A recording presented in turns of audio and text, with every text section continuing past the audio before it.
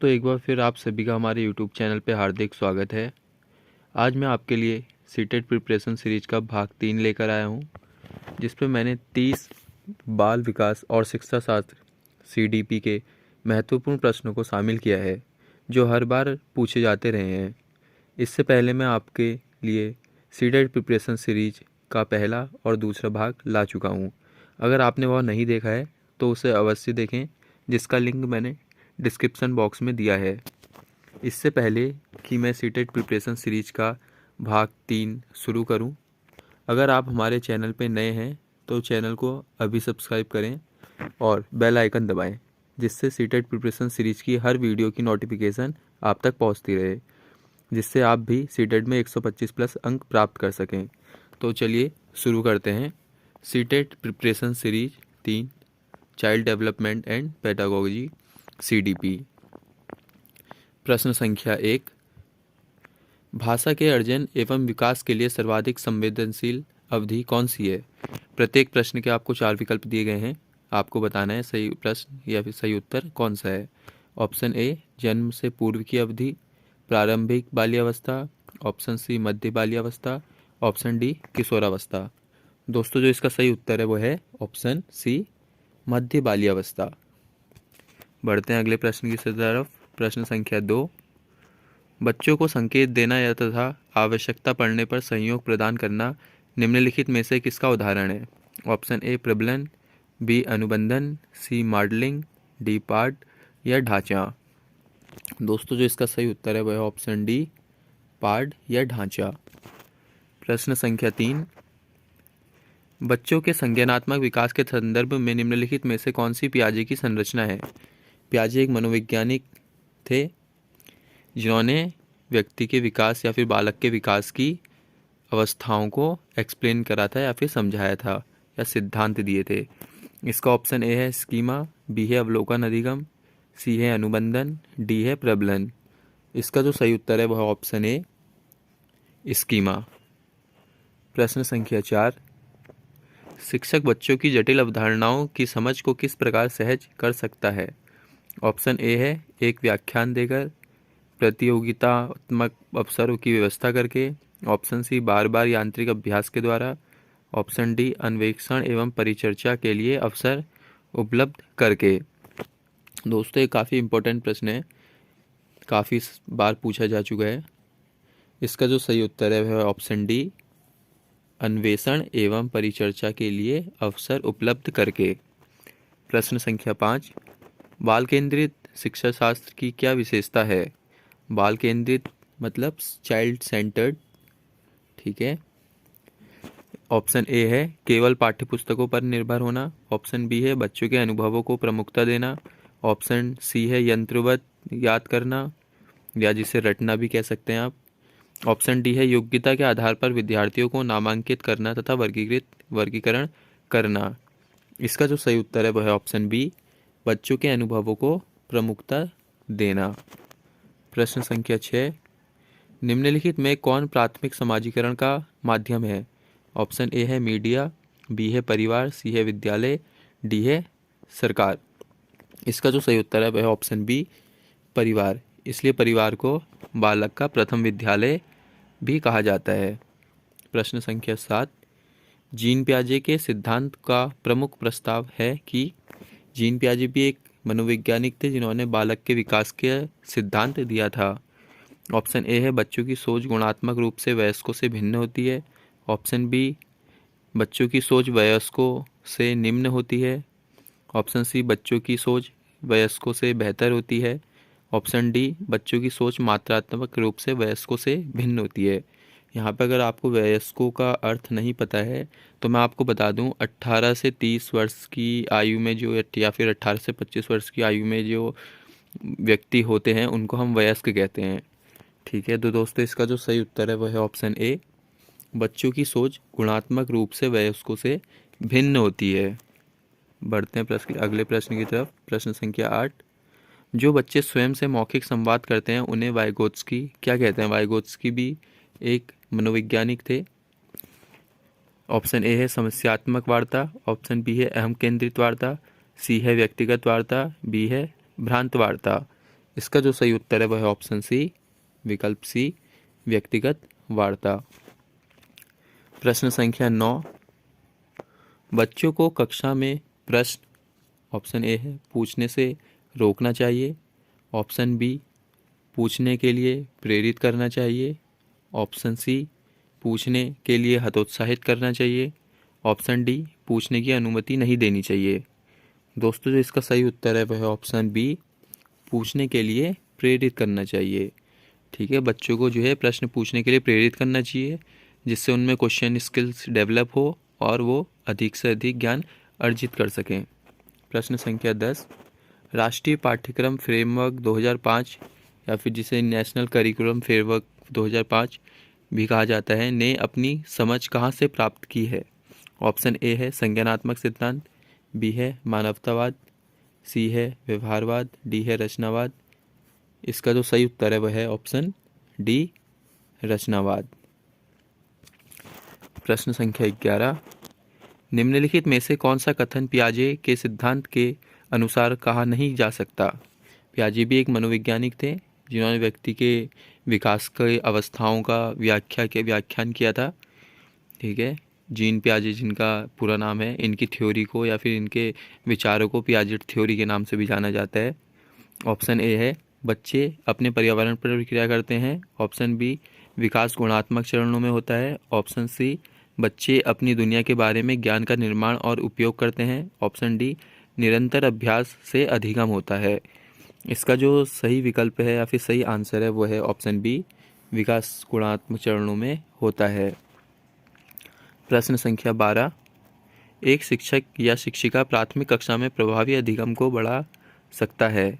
Option A drill और अभ्यास के द्वारा, ऑप्शन बी अपने विद्यार्थियों में प्रतियोगिता को प्रोत्साहन देकर, ऑप्शन सी विषय वस्तु को विद्यार्थियों के जीवन के साथ संबंधित करके, ऑप्शन डी अधिगम में छोटी छोटी उपलब्धियों के लिए पुरस्कार देकर। इसका जो सही उत्तर है, बहुत ईजी को प्रश्न है लेकिन बहुत इम्पोर्टेंट भी है। इसका जो सही प्रश्न है वो है ऑप्शन सी, विषय वस्तु को विद्यार्थियों के जीवन से के साथ संबंधित करके। आपने खुद अनुभव किया होगा जब आपके छात्र किसी प्रकरण को समझाते हैं और अगर वो ऐसा उदाहरण देते हैं जो आपके रियल लाइफ एग्जाम्पल्स से रिलेटेड होता है तो आपको वो टॉपिक अच्छे से समझ में आता है। बढ़ते हैं अगले प्रश्न की तरफ। प्रश्न संख्या 13, भाषा विकास के लिए सबसे संवेदनशील समय निम्नलिखित में से कौन सा है? ऑप्शन ए मध्य बचपन का समय, ऑप्शन बी वयस्कावस्था, ऑप्शन सी प्रारंभिक बचपन का समय, ऑप्शन डी जन्म पूर्व का समय। इसका जो सही ऑप्शन है वो है ऑप्शन सी, प्रारंभिक बचपन का समय। प्रारंभिक बचपन के समय में छात्र या फिर बालक किसी भाषाओं का अनुकरण जल्दी कर पाते हैं, जल्दी सीख पाते हैं। प्रश्न संख्या 14, जीन पियाजे के अनुसार अधिगम के लिए निम्नलिखित में से क्या आवश्यक है? ऑप्शन ए वयस्कों के व्यवहार का अवलोकन, ऑप्शन बी ईश्वरीय न्याय पर विश्वास, ऑप्शन सी शिक्षकों और माता पिता द्वारा पुनर्बलन, ऑप्शन डी शिक्षार्थी के द्वारा पर्यावरण की सक्रिय खोजबीन। इसका जो सही उत्तर है वह है ऑप्शन डी, शिक्षार्थी के द्वारा पर्यावरण की सक्रिय खोजबीन।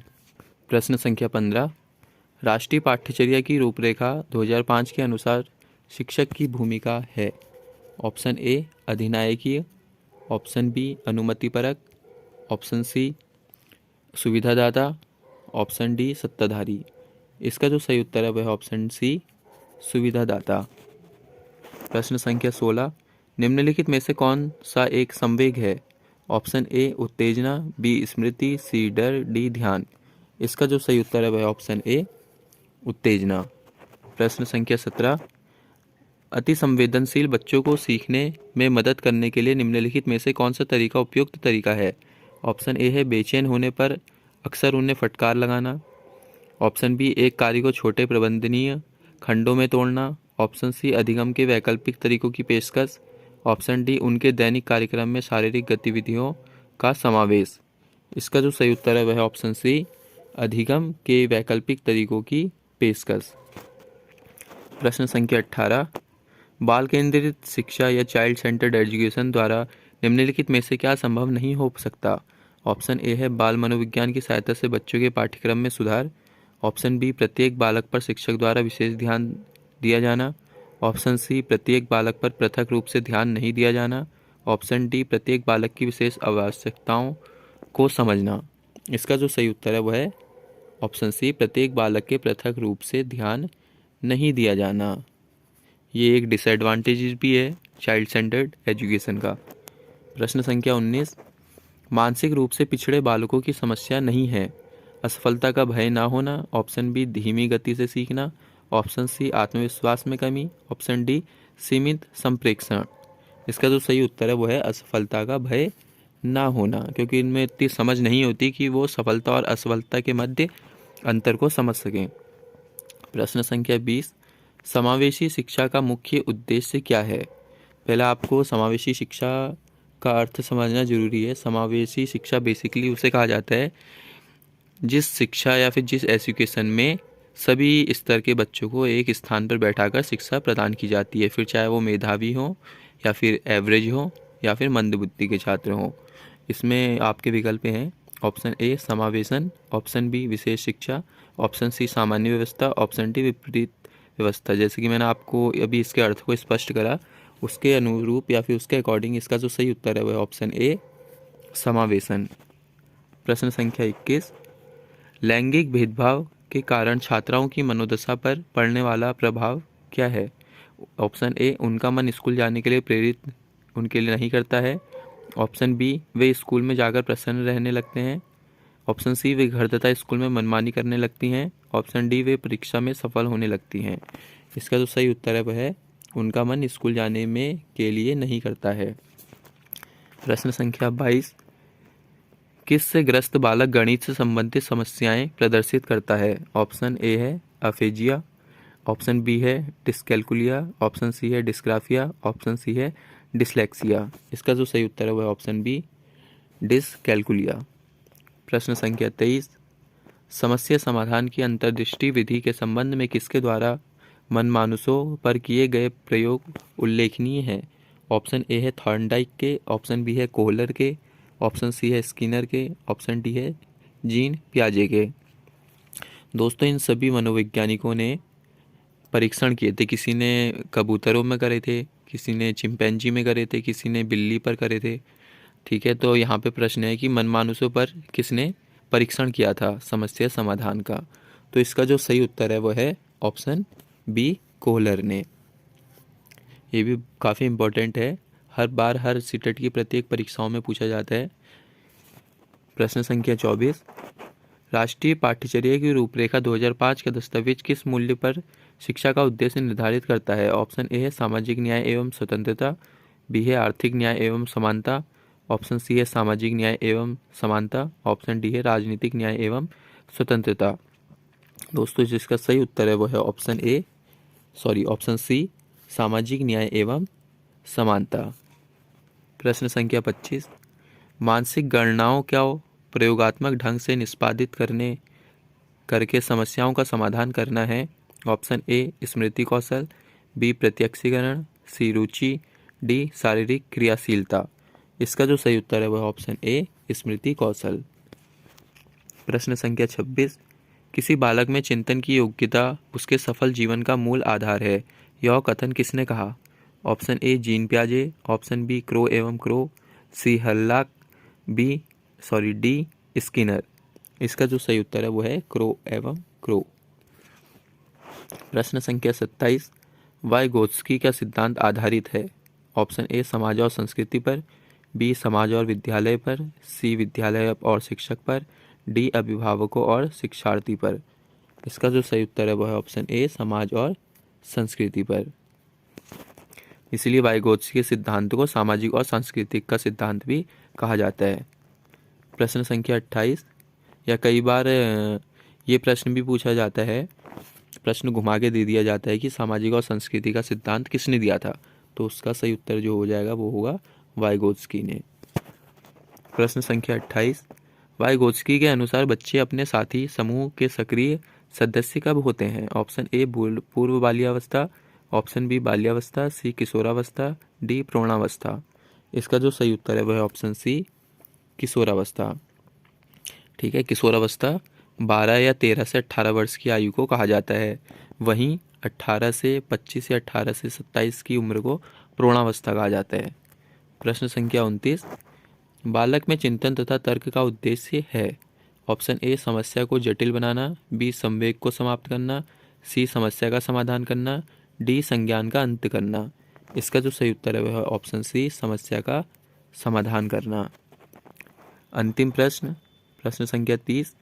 इससे पहले कि मैं प्रश्न संख्या 30 का उत्तर बताऊं, अगर आप हमारे चैनल पर नए हैं तो चैनल को ज़रूर सब्सक्राइब करें, जिससे आप हमारे आने वाली सीटेट प्रिपरेशन सीरीज़ की सारी वीडियोस को देख सकें और आपके सीटेट में अच्छे अंक हो सकें या फिर 125 प्लस अंक प्राप्त कर सकें।